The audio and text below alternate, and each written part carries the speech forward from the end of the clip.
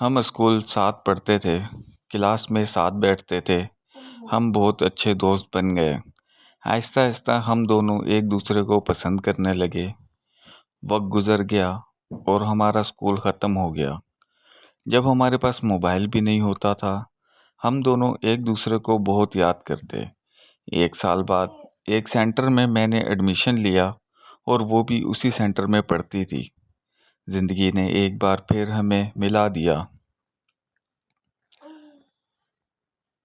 और हम दोनों ने मोबाइल भी ले लिया था। कुछ दिन बाद हमारे पेपर थे और पेपर में मैं फ़ेल हो गया। वो मुझे एक क्लास वो मुझसे एक क्लास आगे निकल गई थी और मुझे वो क्लास दोबारा पढ़नी थी। हम दोनों सारी रात बातें करते और हमारा इंटर पूरा हो गया था। मेरे वालिद साहब ने मुझे ग्रेजुएशन करने ऑस्ट्रेलिया जाने का कहा और मैं उसको छोड़कर जाना नहीं चाहता था। मेरे वालिद साहब के बार-बार इसरार पर मैं ऑस्ट्रेलिया चला गया।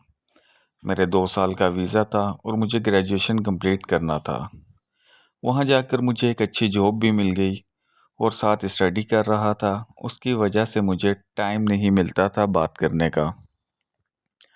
कुछ मंथ बाद उसका मैसेज आया और उसने मुझे बताया कि मेरे घर वाले मेरी शादी कर रहे हैं। मेरा ग्रेजुएशन कंप्लीट होने में 5 मंथ बाकी थे।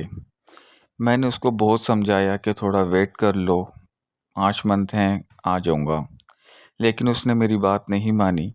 2 मंथ बाद उसकी शादी हो गई। मैं बहुत उदास रहने लग गया। दिल नहीं लगता था मेरा और मैं उसके साथ कॉन्ट्रैक्ट बिल्कुल ख़त्म हो गया। मैंने अपनी एजुकेशन कंप्लीट की और ऑस्ट्रेलिया में ही मुझे एक अच्छी जॉब मिल गई। कुछ टाइम बाद मैं पाकिस्तान वापस आया। मेरे दोस्त ने मुझे अपने घर खाने पर आने को कहा। जब मैं अपने दोस्त के घर गया तो मुझे वहाँ वो दोबारा मिली।